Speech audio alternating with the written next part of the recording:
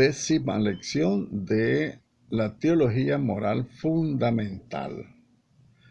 Dirijámonos primero a Dios para consagrarle esta reflexión a Él. En el Salmo 118 que estamos reflexionando, que es una exigencia moral, ¿verdad? La oración para pedirle al Señor ser sus amigos y cumplir su voluntad, cumplir sus mandatos. Dios mío, ven en mi auxilio, Señor, date prisa en socorrerme. Gloria al Padre, al Hijo y al Espíritu Santo, como era en el principio, ahora y siempre, por los siglos de los siglos. Amén. Sé bueno con tu siervo, Señor, conforme a tu palabra. Dame juicio y conocimiento, pues confío en tus mandatos. Antes de estar afligido, andaba descarriado, pero ahora confío en tu promesa. Tú eres bueno y haces el bien. Enséñame tus normas. Los soberbios me enredan con sus mentiras, pero yo practico tus preceptos de todo corazón. Su corazón es insensible, pero yo en cambio me deleito con tu ley.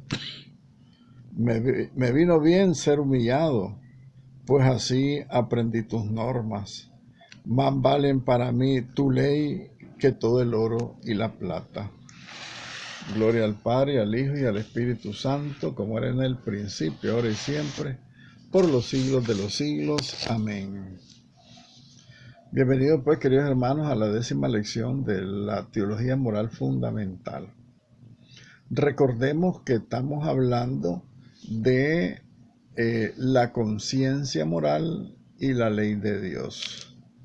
Y habíamos dicho que la conciencia es el sagrario íntimo del hombre donde resuena la voz de Dios. En consecuencia a esta gran verdad, no hay autonomía del hombre frente a Dios.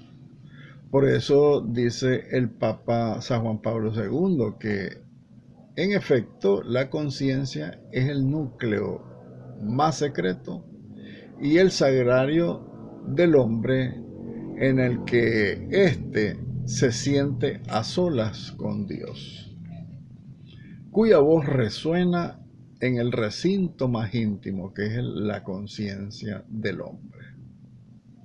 Esta voz de Dios dice claramente a los oídos de su corazón, advirtiéndole: haz esto, evita aquello, haz el bien, evita el mal. Esta capacidad de mandar el bien y prohibir el mal, puesta por nuestro Creador en el corazón del hombre, es la propiedad clave del sujeto personal. Cada persona trae inscrita en su alma, en su corazón, la ley natural: hacer el bien y evitar el mal. Pero al mismo tiempo, en lo más profundo de su conciencia, descubre el hombre la existencia de una ley que él no se dicta a sí mismo y que sabe que esa ley debe obedecerla porque le viene directamente de su Creador. Y de esto hace referencia el Concilio Vaticano II en la Constitución Dogmática Gaudium et Spes en el número 16, que el hombre tiene que obedecer esa ley natural que Dios ha puesto en su corazón: hacer el bien y evitar el mal. Avancemos un poco más. Las clases de conciencia. Por distintas razones hay diferentes tipos de conciencia. Ahora, por la razón de su concordancia con la ley de Dios, la conciencia puede ser recta o verdadera y puede ser errónea la conciencia, según si sus dictados se adecúan o no a la ley de Dios. Será la conciencia del hombre recta, verdadera o errónea. La conciencia errónea, La conciencia errónea puede ser vencible, podemos salir del error. Si no se ponen todos los medios para salir del error, se convierte en una conciencia errónea invencible. Ahora, si ponemos todos los medios, no se puede salir del error, es cuando es invencible. Y cuando es vencible la conciencia errónea es porque ponemos todos los medios para salir del error, como por ejemplo preguntar, formar la conciencia para saber si estamos o no estamos en el error en cualquiera de los casos que se nos presente pues, en la vida cotidiana, en el quehacer o en la actividad humana. Ahora bien, con esto se debe seguir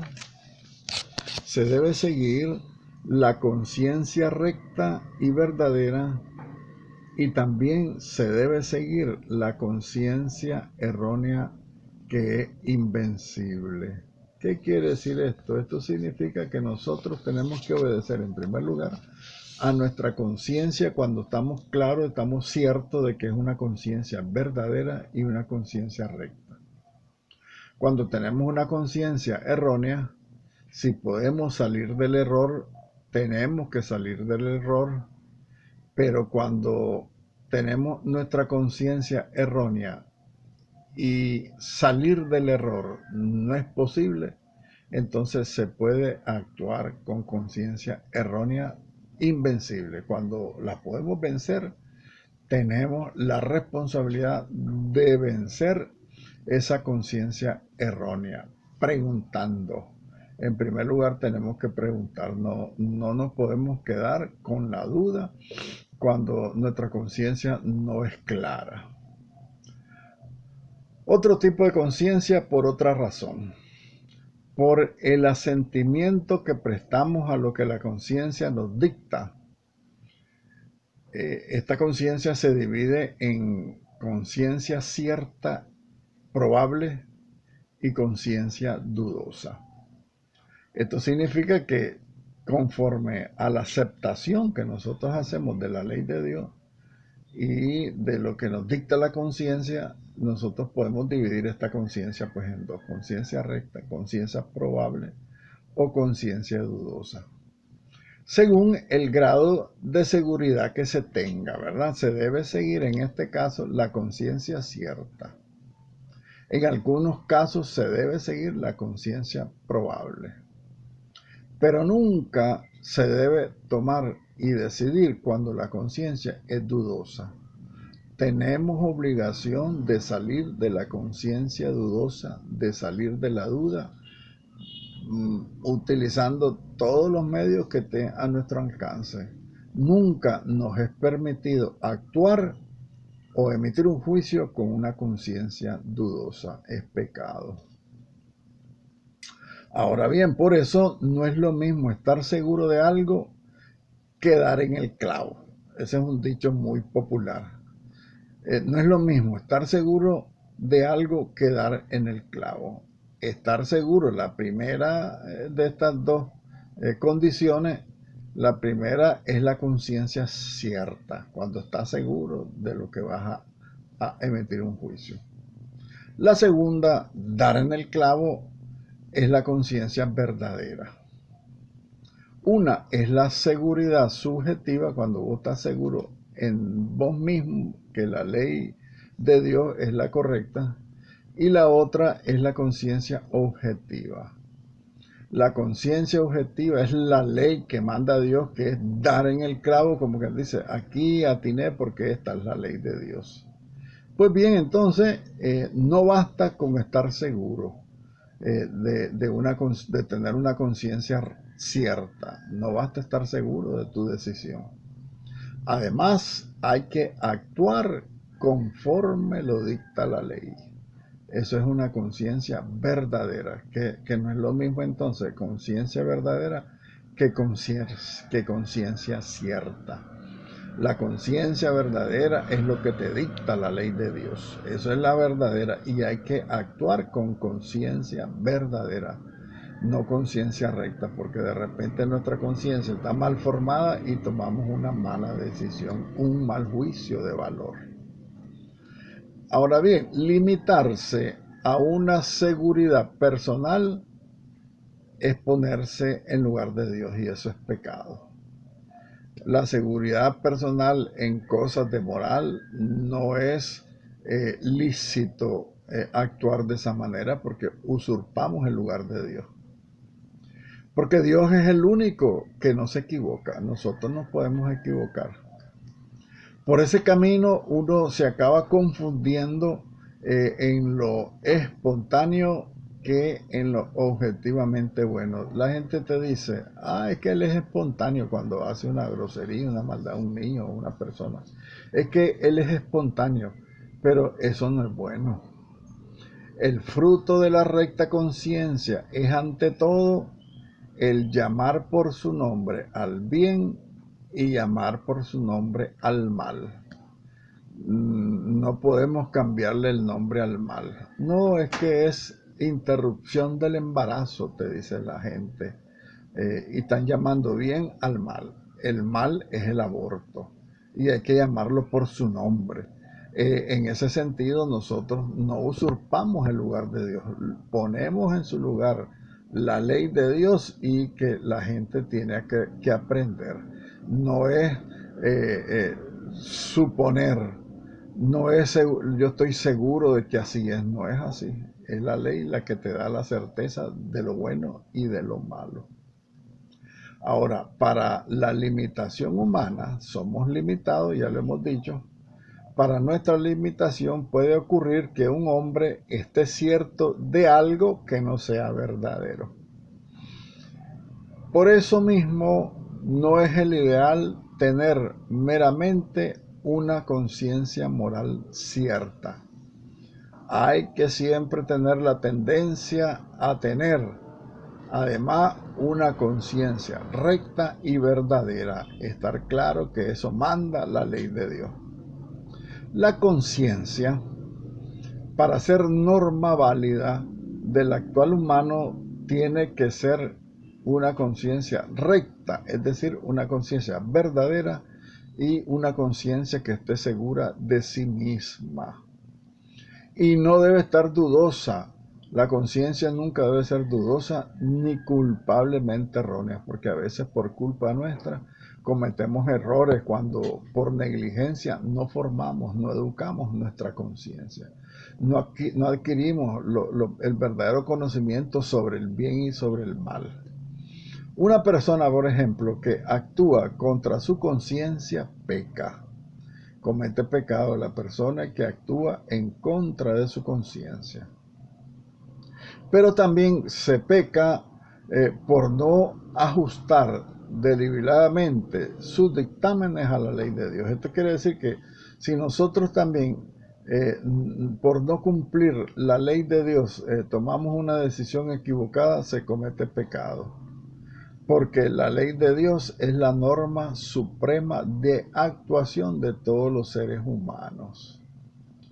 El desconocimiento de Cristo y de su evangelio, los malos ejemplos recibidos por otros, la servidumbre de las pasiones, la pretensión de una malentendida autonomía de la conciencia, el rechazo de la autoridad de la Iglesia y de sus enseñanzas, la falta de conversión y la caridad, falta de caridad, todo esto nos puede conducir a desviaciones en nuestra conciencia y emitir juicios equivocados en cuanto a la conducta moral de los actos que vamos a realizar o que ya realizamos, los actos que se han realizado humanamente y los que se van a realizar. Y esto lo refiere el Catecismo de la Iglesia Católica en el numeral 1792, que tenemos que buscar cómo conocer a Cristo, conocer su Evangelio, evitar los malos ejemplos, evitar ser seducido y caer en las pasiones, ser pretencioso, en nuestra autonomía de conciencia, ¿no? La pretensión también es un pecado gravísimo contra la virtud de la esperanza. Rechazar la autoridad de la iglesia, porque la iglesia no se equivoca, nunca se ha equivocado. La iglesia no miente porque es Cristo el que nos dejó su palabra y Cristo no puede engañarse ni engañarnos a nosotros. Por eso tenemos la obligación de creer a la iglesia, de creer su doctrina, que es la misma doctrina de Jesucristo. Tenemos que entrar en un proceso de verdadera conversión y de caridad, porque si no, todo lo malo que hacemos nos va a desviar en nuestra conciencia y en el juicio que vayamos a emitir de una conducta moral, mía o de otros.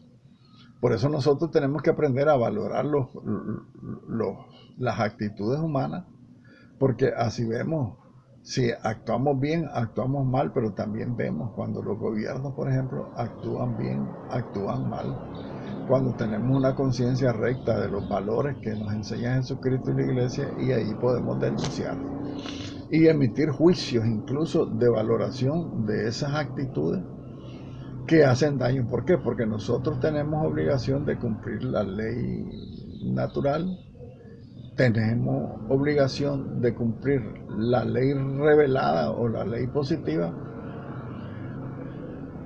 por el mismo legislador que es Dios, pero también tenemos que revisar las leyes humanas porque hay leyes que nosotros tenemos obligación de no cumplir, porque son leyes inicuas que atentan contra la dignidad de la persona humana. Por ejemplo, la ley del aborto, la ley del crimen, la ley de la encarcelación y tantos males que se le hacen a la libertad humana. Tenemos toda la obligación de formar nuestra conciencia, por lo tanto, para que podamos emitir juicios y valoraciones contra las actitudes humanas. Por eso, apelar a la conciencia para eludir una norma que quizá por falta de formación o incluso por la mala fe se desconoce, es una actitud absolutamente equivocada. Cuando uno apela a su propia conciencia, sabiendo que su conciencia no está bien formada, sabiendo que nuestra conciencia actúa de mala fe, nosotros no podemos actuar porque son actuaciones absolutamente equivocadas. Y hago referencia de la palabra absoluta porque en ninguna situación esa equivocación pueda tener atenuantes de responsabilidad. Siempre la responsabilidad es gravísima ante Dios cuando apelamos a una conciencia falsa. Si nosotros tenemos una conciencia mal formada, una conciencia errónea, o por malicia de la misma conciencia, actuamos en contra de uno mismo, contra el prójimo o contra Dios mismo y contra la iglesia. Es cierto, para finalizar, es cierto que hemos de decidir con nuestra propia conciencia y también que nadie nos puede forzar a actuar en contra de nuestra conciencia. Ese es un gran problema que tenemos actualmente con la sociedad, porque sabemos que en la sociedad se nos quieren imponer leyes que nos quieren obligar a cumplir.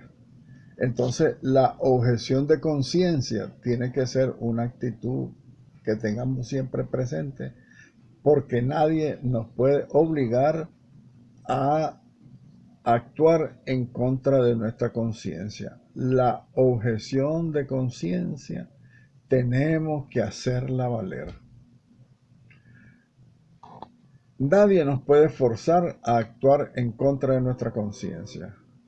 Pero también no es menos cierto que tenemos el grave deber, la gran responsabilidad de que los dictámenes de esa nuestra conciencia se ajusten verdaderamente a lo que Dios quiere, que es tanto como decir que esté bien formada, que sea recta, que sea verdadera nuestra conciencia. Tenemos que buscar cómo nuestra conciencia sea acorde a la voluntad de Dios, al querer de Dios, a la ley de Dios. De esa manera nosotros no vamos a tener esa dificultad de decidir con nuestra propia conciencia tal vez mal formada, con indisposición, pero también que nadie nos pueda forzar a actuar mal, porque ese actuar mal según nuestra conciencia atenta contra la voluntad de Dios, contra la ley de Dios. Entonces es importante estar claro de eso.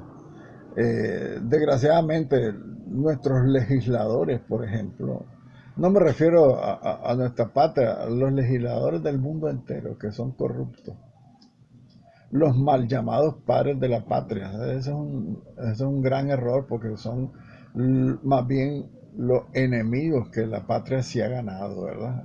La patria, la sociedad los ha puesto ahí para que nos representen, pero en cuanto se sientan en la silla embrujada, se convierten en enemigos verdaderos de toda la sociedad, porque empiezan a legislar con leyes inicuas que los benefician a ellos y que le hacen mucho mal al bien común. El bien común, que debería ser la norma del trabajo que realizan los legisladores del mundo entero, sin embargo, ellos trabajan por los propios intereses egoístas y le hacen mucho daño a la sociedad misma. Esa capacidad que debe tener nuestra conciencia, pues tenemos que pedírsela a Dios, porque solo Él nos puede ayudar a trabajar por una recta conciencia. Por otro lado, también es importante la formación de la conciencia. Hablemos de la necesidad que tiene la conciencia de ser formada. Por lo que llevamos dicho hasta este momento, podemos concluir entonces con la formación de la conciencia que es necesaria esta formación. Y es especialmente acuciante para el ser humano que tiene fe, que quiere conocer mejor a Dios y que se da cuenta de que la religión es la mayor rebelión del hombre, que no quiere vivir como una bestia y que no se conforma, que no se inquieta, sino trata de conocer y amar a su Creador, a Dios. Es importante entonces para el cristiano conocer a través de la formación. Y esa formación acuciantemente, o sea, más intensa debería ser para un cristiano de fe. Porque este cristiano quiere conocer mejor a Dios y se da cuenta que la religión es el mayor bastión para poder vivir como un ser humano, como un cristiano, como un hombre que quiere trabajar por el bien suyo, por el bien de sus hermanos. Ese cristiano se debe de sentir motivado por esa religión que lo respalda, porque él quiere conocer a profundidad a su Creador, quiere conocer su ley para cumplirla y enseñar a cumplirla a todo el que se deje enseñar.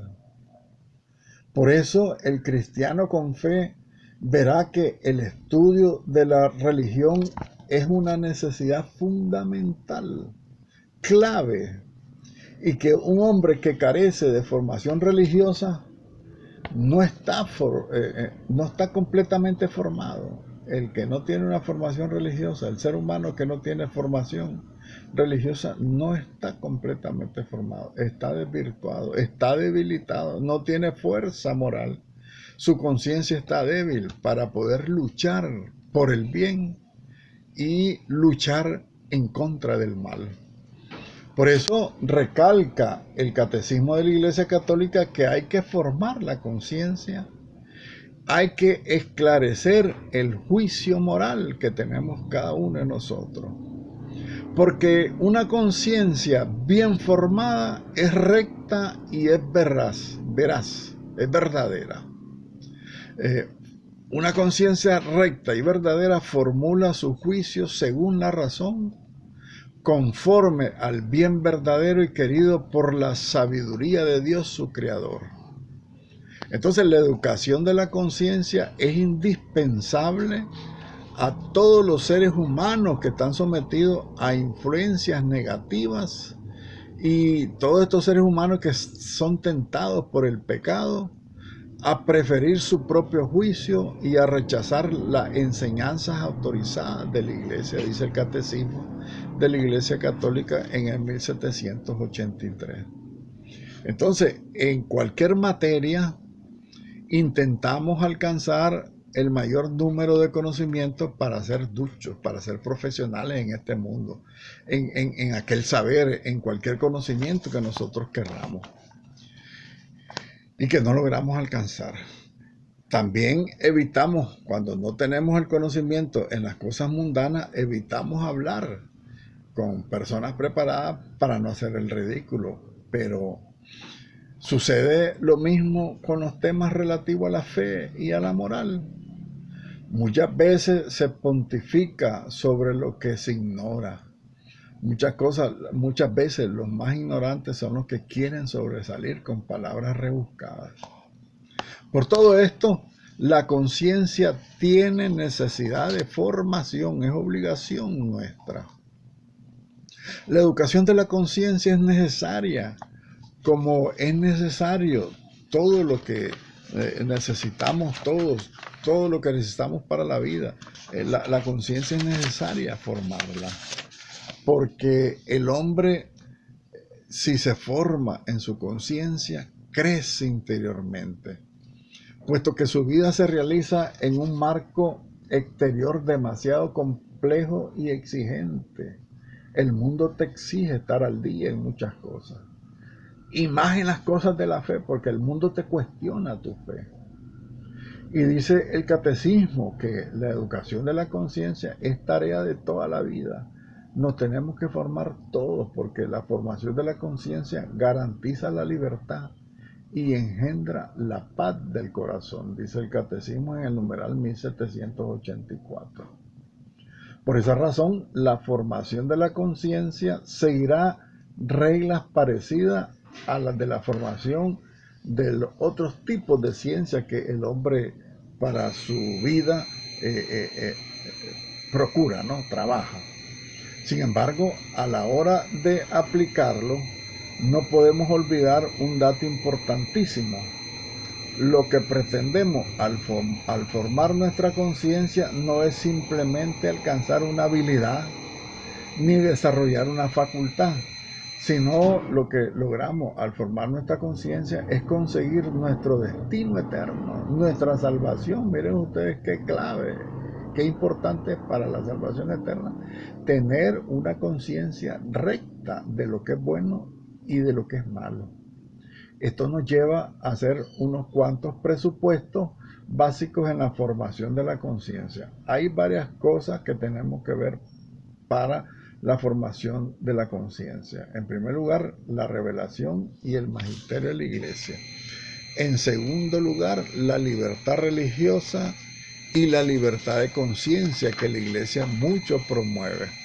En tercer lugar, los medios para formar la conciencia. Debemos conseguir los medios para poder formar nuestra conciencia. Otro elemento también para la educación de la conciencia es buscar el encuentro con Dios, buscarlo de una manera seria, ser abiertos, sinceros en la relación que tenemos con Dios y con los hermanos. Tenemos que apoyarnos unos a otros en el conocimiento de la verdad y tenemos que formarnos a través de la lectura, de la oración, de los consejos que nos pueden dar la gente sabia. También tendríamos que ver otro tema, la libertad, en la encíclica del Papa San Juan Pablo II, el esplendor de la verdad, la Veritatis Splendor. Eso lo veremos más adelante. Gloria al Padre, al Hijo y al Espíritu Santo, como era en el principio, ahora y siempre, por los siglos de los siglos. Amén.